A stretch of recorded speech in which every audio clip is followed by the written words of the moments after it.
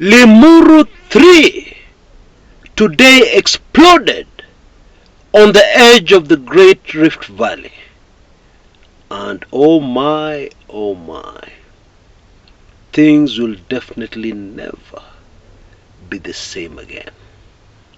But I can understand why it has been so difficult for most political analysts in our country to get a grip on exactly what happened, and more importantly, what the political implications and consequences going forward.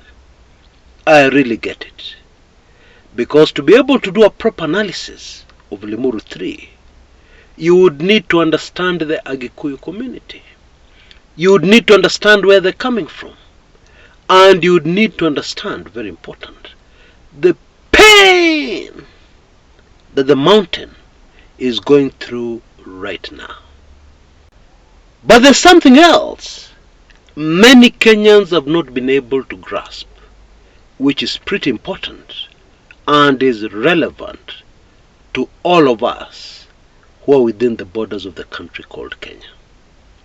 And it came out in a mind-blowing statistic, in mind-blowing numbers that were released at Limuru 3, which I know many may have missed. And I believe the source of these very significant numbers is the former governor of Laikipia. And this is what it is. The economy of the Mount Kenya region is bigger than the economy of 34 African countries.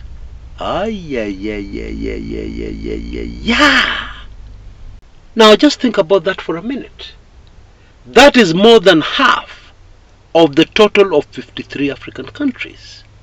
The economy of Mount Kenya alone, leave out every other part of Kenya, beats the economy of entire nations, 34 of them. Now, how does that affect the rest of Kenya? Those of us who do not hail from the house of Mumbi or from the Gema communities. That is the Agikuyu, the Embu and the Meru. Let me break that down in one single sentence. If you want to finish the economy of Kenya, there is no need mangamangering, going to other counties, going here and there, wasting a lot of time. If you want to finish the economy of Kenya, it is very simple. Just tamper with the Mount Kenya economy, Mount Kenya region economy, and your job of destroying the Kenyan economy will be done. And there are many crazy implications here. For instance, Martha Karua told the meeting that tax boycotts are allowed in our constitution. Reading between the lines, that was a very thinly veiled threat, because it means if the Mount Kenya region unites in a tax boycott, that's it for the Kenyan government. That's really what it means. And this brings out yet another truism, which many of us who analyze politics often forget. And it is simply this: for you to be a political powerhouse, it helps a great deal if you're first and foremost an economic powerhouse, which is exactly what the Mount Kenya region is. And it also explains the reason why the House of Mumbi, and indeed the rest of the Mount Kenya region, has been a political powerhouse in Kenya for as long as the nation of Kenya has existed. Indeed, even before that, even during colonial times. And this is at the core of human nature. Let me simplify it even further. In a family of many siblings, who has political power in that family? You tell me. it is usually the members of that family who wield economic power. Wale wako na pesa ndo wanatawala kisiasa katika kila familia. Even if it is the last born, if they have money, they will not fail to be influential politically in that particular family. You know, for the longest time, we have been having this debate and discussion in Kenya about the House of Mumbi. And many of us who are not members of that community have been asking a simple question. Why have these people dominated our politics so much? We do not want them to dominate. There are other communities which should also be heard. Well, there is the answer today. If you want other communities to be influential, the first thing they have to do is to gain economic power. Pure and simple. But I have dived too soon into some of the political consequences of Limuru 3. So please allow me to start this story at the beginning. Okay, we'll come back to that a little later. Now, the mood at Limuru 3 was very easy to read. Yeah? There was plenty of excitement. But even with that excitement, there was a lot of anger, yeah, at the pain that the community is going through right now, which is the same pain the rest of the country is feeling. However, because this particular community is a leader in business, dominates the economy of Kenya, they have felt that pain perhaps a little more than the rest of the country. I know that is not going to be a popular view.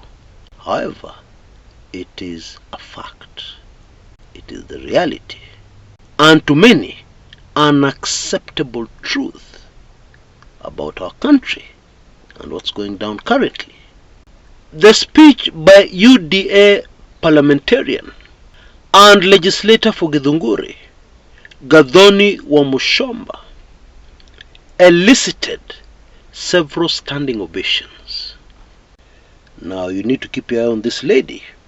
She's going to go very far in politics, especially in the new kind of politics that is being birthed in Kenya amid this current crisis. And the reason why she received multiple standing ovations, I believe, was because she highlighted very vividly how the House of Mumbi has suffered under this regime set up by the party she belongs to. Oh yes, she's still in UDA. She talked about the 270 members of the community in very key positions in parastatals and other government organizations, appointed by former President Uhuru Kenyatta, who have been fired, not for lack of performance, but they've been fired mainly to be replaced by people from the Rift Valley and people from Western Kenya. And she reminded the audience that this has happened when a member of the community is supposed to be number 2, as deputy president. This has happened when the UDA high table has so many prominent members from the Mount Kenya region. Kimani Ichung'wah, Ndindi Nyoro, etc., etc. Now it goes without saying that those prominent members of UDA and Kenya Kwanza from the Mount Kenya region, whom Gathoni wa Mushomba mentioned, their political careers are now kwisha maneno. They can never come back politically. That goes without saying. The other highlight I cannot fail to mention was the speech from one of the main organizers of Limuru 3, Martha Wangari Karua, who very convincingly emphasized that the Mount Kenya region is not powerless. they can do something about the crisis they're facing. Together and in unity, they can do a lot. And not just a tax boycott, of course, which would cripple this government. Not just that. There are many other things they can do. And this is why one of the major things that came out of Limuru 3 was the formation and the launch of the Haky coalition. 1 man, 1 vote, 1 shilling. 9 million strong. You see, whichever way you want to look at this, because I know there are many people who will say, many shallow analysts who will say, nothing happened at Limuru. Limuru was an anticlimax. Limuru 3. What really happened? Nothing. That is the feeling of many shallow analysts. The truth is, Limuru 3 was very significant. And the impact and the effects of Limuru 3 will be a tsunami on the nation called Kenya going forward. Mark my words. And here is what some of us may have missed. The fact that the mountain has come together and is talking with one voice going forward changes everything. How so? Well, this is the perfect place to immediately dive into the 5 major points or the 5 major political things that have come out of Limuru 3. Starting with that one that I've just mentioned. You see, in the run-up to the 2022 general elections, the Agikuyu did not have a unifying factor. Why? Because they did not have a presidential candidate. Somebody to rally behind and for the community to act and do things like one person, all in unison for the benefit of the community. Limuru 3 has changed that forever, because with the formation of the Haky coalition, what this means is that going forward, the community will now be talking in one voice. That changes a lot. And indeed, it is the nightmare of the Ruto administration coming to pass. Because although the main, most damaging political daggers remain hidden, it has now become very clear what those daggers are, even as they remain hidden. For example, if the Haky coalition sits down and agrees on a tax boycott in the Mount Kenya region, you can imagine what the impact will be. The second way in which Limuru has completely changed everything politically in Kenya is the fact that for the first time, the Mount Kenya region has come together across the political divide. Oh yes, there were UDA members at Limuru 3. There were also Azimio members at Limuru 3. And all of them were talking the same language. Now put simply, what that does is that it sucks out the political power of UDA and also of Azimio. But of course much more from UDA, because the House of Mumbi and indeed the Mount Kenya region is now talking in one voice. And what that means is that the big political players have no option but either to play ball or to stand up in opposition to Mount Kenya. And I hope you can see that standing up to oppose the Mount Kenya region, to oppose the Haky coalition, is not an option in this instance. It will never work. The third way in which Limuru 3 has changed everything is that finally politicians from the region have a vehicle for the next elections, whenever that will be. They have a wave which they can ride on, and that wave is bound to take them into elective office, in parliament, or even as a governor, etc., etc. Because clearly, the Haky coalition has positioned itself as the liberators of the House of Mumbi, from the current crisis. What that means is that a politician belonging to the UDA party in the Kenya Kwanza coalition who is looking to get re-elected, the only smart move left for them is to cross over to the Haky coalition, which at this early stage would make them a hero of the Mount Kenya region. And this very significant point is related to number 4, which is Limuru 3 assisted Martha Karua in inching closer to that coveted position of being kingpin of the Mount Kenya region politically, because she has been the face of Limuru 3,